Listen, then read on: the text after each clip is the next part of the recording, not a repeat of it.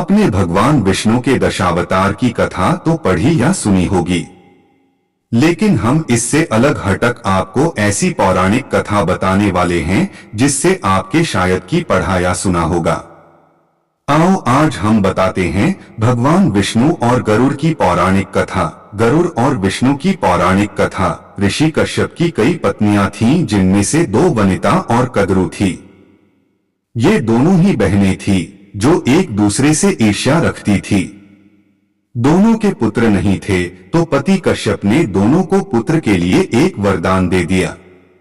वनिता ने 2 बलशाली पुत्र मांगे, जबकि कद्रु ने 1000 सर्प पुत्र रूप में मांगे, जो कि अंडे के रूप में जन्म लेने वाले थे। सर्प होने के कारण कद्रु के 1000 बेटे अंडे से उत्पन्न हुए और अपनी मां के कहे अनुसार काम करने लगे। दोनों बहनों में शर्त लग गई थी कि जिसके पुत्र बलशाली होंगे, हारने वाले को उसकी दास्तां स्वीकार करनी होगी। इधर सर्प ने जो जन्म ले लिया था, लेकिन वनिता के अंडों से अभी कोई पुत्र नहीं निकला था। इसी जल्दबाजी में वनिता ने एक अंडे को पकने से पहले ही फोड़ दिया। अंडे से अर्धविकसित बच्चा निकला, जिसका ऊपर का शरीर तो इंसानों जैसा था, लेकिन नीचे का शरीर अर्धपक्व था। इसका नाम अरुण था। अरुण ने अपनी मां से कहा कि पिता के कहने के बाद भी आपने धैर्य खो दिया और मेरे शरीर का विस्तार नहीं होने दिया, इसलिए मैं आपको श्राप देता हूं कि आपको अपना जीवन एक सेवक के तौर पर बिताना होगा। अगर दूसरे अंडे में से निकला उनका पुत्र उन्हें इस श्राप से मुक्त ना करवा सका तो वह आजीवन दासी बनकर रहेंगी। भय से विंता ने दूसरा अंडा नहीं फोड़ा और पुत्र के शाप देने के कारण शर्त हार गई और अपनी छोटी बहन की दासी बनकर रहने लगी। बहुत लंबे काल के बाद दूसरा अंडा फूटा और उसमें से विशालकाय गरुड़ निकला, जिसका मुख पक्षी की तरह और बाकी शरीर इंसानों की तरह था। हालांकि उनकी पसलियों से जुड़े उनके विशालकाय पंख भी थे।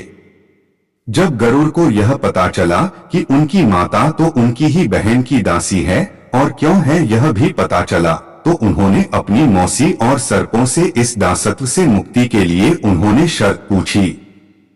सर्पों ने विंता की दास्ता की मुक्ति के लिए अमृत मंथन में निकला अमृत मांग। अमृत लेने के लिए गरुड़ स्वर्ग लोक की तरफ तुरंत निकल पड़े। देवताओं ने अमृत की सुरक्षा के लिए 3 चरणों की सुरक्षा कर रखी थी। पहले चरण में आग की बड़े पर्दे बिछा रखे थे। दूसरे में घातक हथियारों की आपस में घर्षण करती दीवार थी और अंत में 2 विषैले सर्पों का पहरा। वहां तक भी पहुंचाने से पहले देवताओं से मुकाबला करना था। गरुड़ सबसे भीड़ गए और देवताओं को बिखेर दिया। तब गरुड़ ने कई नदियों का जल मुख में ले पहले चरण की आग को बुझा दिया। अगले पथ में गरुड़ ने अपना रूप इतना छोटा कर लिया कि कोई भी हथियार उनका कुछ न बिगाड़ सका और सांपों को अपने दोनों पंजों में पकड़कर उन्होंने अपने मुंह से अमृत कलश उठा लिया और धरती की ओर चल पड़े।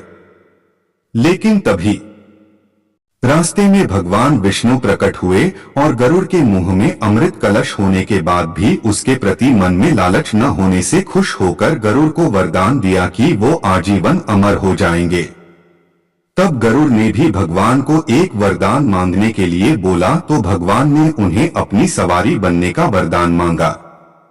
इंद्र ने भी गरुड़ को वरदान दिया कि वो सांपों को भोजन रूप में खा सकेगा। इस पर गरुड़ ने भी अमृत सकुशल वापसी का वादा किया।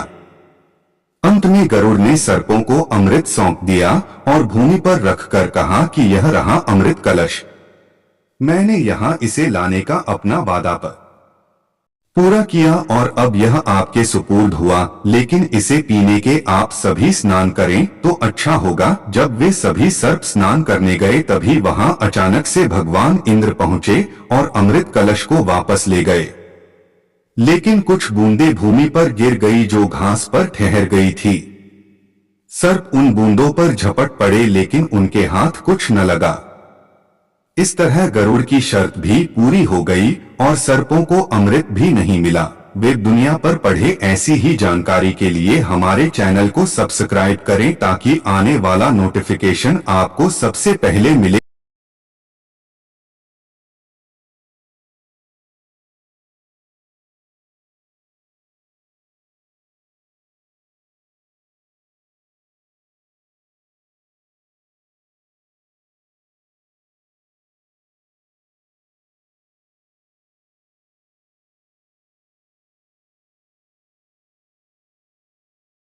इस उपाय से आपको जीवन में सफलता मिलेगी और समृद्धि के द्वार खुलेंगे। मकर राशि के लिए सूर्य को नमस्कार करें। इस उपाय से जीवन में खुशहाली बनी रहेगी के दिन और हमारे चैनल को का दान करेंगे। ये चैनल जीवन में खुशहाली ही बनाया गया है और यह रुपए के लिए प्रति भेज कर उपाय अपना दान बच्चों के लिए भेजे। हमारी जरूरतमंद संजय नाम लिखे आएगा का दान कर ऑफिशियल 1 2 3 राशि के ज्यादा बड़ी रकम नहीं है। 5 से 10 रुपए स्नान के बाद किसी गरीब बच्चे की मदद कर सकता है, मदद मिलेगी।